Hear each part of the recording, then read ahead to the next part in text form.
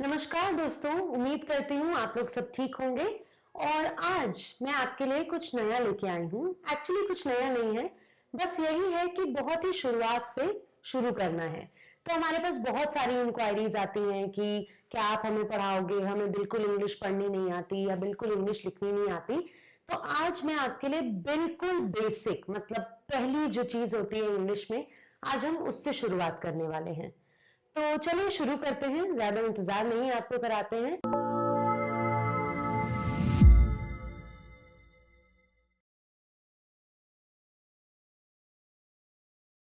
तो इंग्लिश भाषा जो है, जैसे हिंदी भी है, इंग्लिश भाषा में 26 लेटर्स होते हैं, 26 अल्फाबेट्स।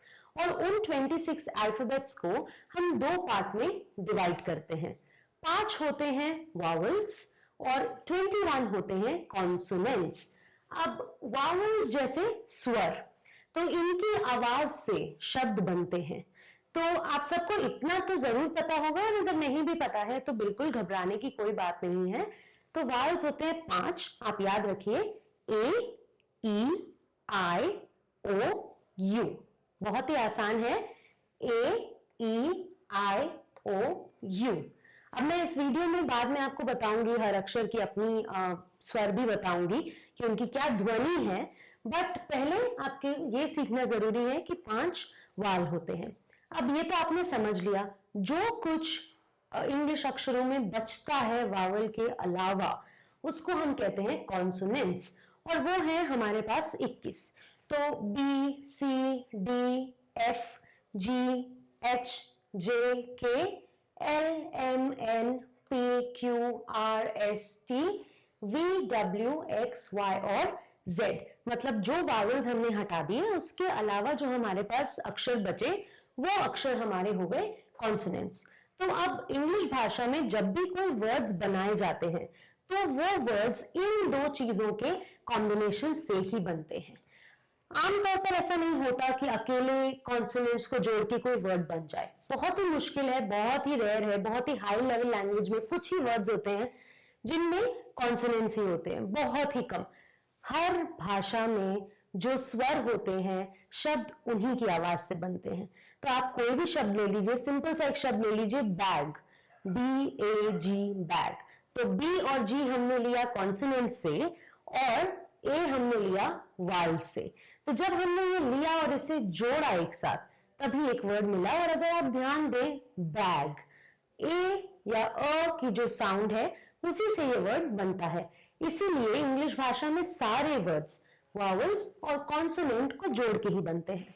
अब हमने ये तो सीख लिया कि वावल्स और कॉन्सोनेंट्स, मतलब स्वर और व्यंजन को जोड़ के इंग्लिश में वर्ड्स बनते हैं। बट अब पहले हमें ये सीखना है कि हर अक्षर, हर अल्फाबेट की अपनी एक साउंड होती है। उस साउंड को हम कहते हैं फोनेटिक्स।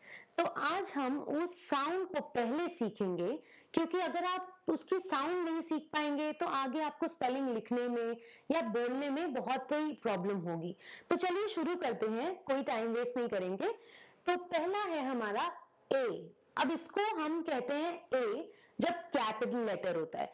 अगर हमें इसका बेबी फॉर्म या इसका छोटा बोलना है या किसी वर्ड में एक पार्ट में बोलना है, तो उसकी हिंदी में साउंड होती है अ, आ या ए।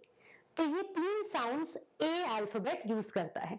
आगे बढ़ते हैं, बी, ब, ब।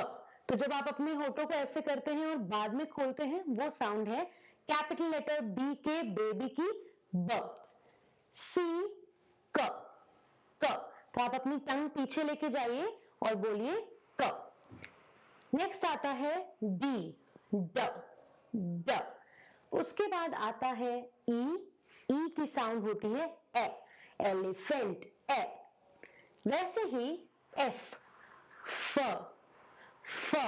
हवा निकलने दीजिए और बोलिए फ।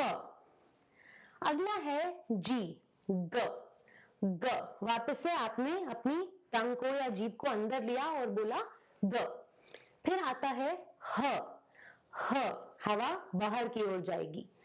आई, ई, ई। ये ध्यान रखिएगा कि ये छोटी ई है और बड़ी ई नहीं है, ये ई है।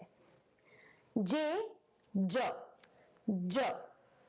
उसके बाद आता है के की भी साउंड है क। तो इंग्लिश में अगर आप कोई वर्ड देखते हैं जो सी से है या के से है तो दोनों की साउंड होगी क। अब आगे बढ़ते हैं एल ल, एम म, थोड़ा सा खोलिए और बोलिए एन न, ओ औरत ऑरेंज ओ, पी प क्यू क्व। अब इसके लिए कोई एक स्पेसिफिक अल्फाबेट नहीं है, इसलिए मैंने इस तरीके से इसकी स्पेलिंग यहां लिखी है क्व, क्वालिटी क्व। फिर आता है आर र, एस स, श नहीं स, टी त, बस थोड़ी सी साउंड निकाल के मुंह खोल देना है। यू की भी साउंड आती है अ, अम्ब्रेला अ, वी व, ब नहीं व, डब्ल्यू वॉफुल, वुमन वॉ, एक्स की साउंड इंग्लिश में भी एक्स रहती है और हिंदी में जब आप लिखेंगे अक्षरों में तो भी एक्स ही रहती है। वाई य, जेड ज। अब ध्यान देने की चीज यहां ये है कि ये है ज, ये है ज। तो आप देखेंगे ये जो छोटी सी बिंदी यहां होती है इसी से आपकी प्रोनाउंसिएशन बदल जाती है। तो मैंने ये जो जितना नोटिस किया है लोगों में स, श और र, एम, एन, इन साउंड्स में गलतियां होती हैं, तो आप इन साउंड्स को जरूर ध्यान से सुनिए। अब मैं आपको जल्दी से एक बार और रिपीट कर देती हूं। ए अ, बी ब, सी क, D the, E A, F फ, जी ग, एच ह, आई ई, जे ज, के क, एल ल, एम म, ओ पी प, क्यू क्व, आर र, एस स, टी त, यू अ, वी व, डब्ल्यू वॉ, एक्स वाई य, जेड ज।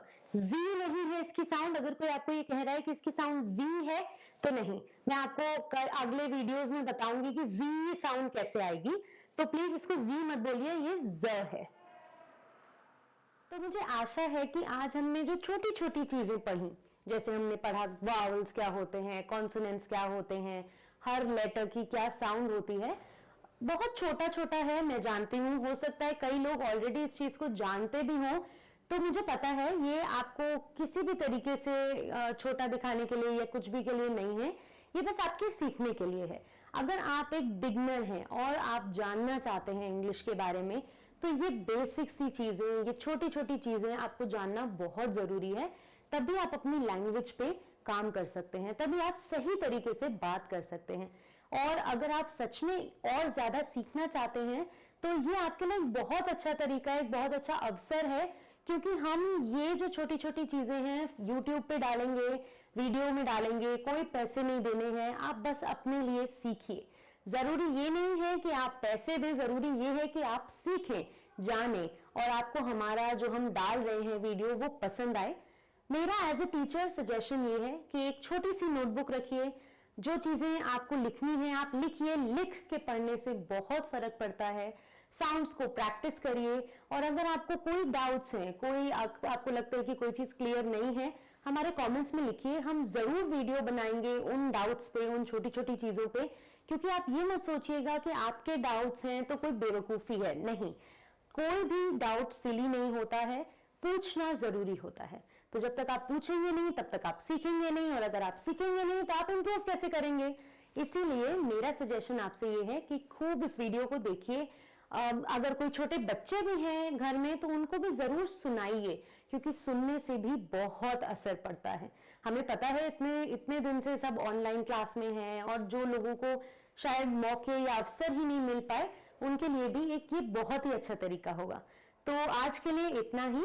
अगले वीडियो में मैं आपको और बताऊंगी इंग्लिश लैंग्वेज के बारे में।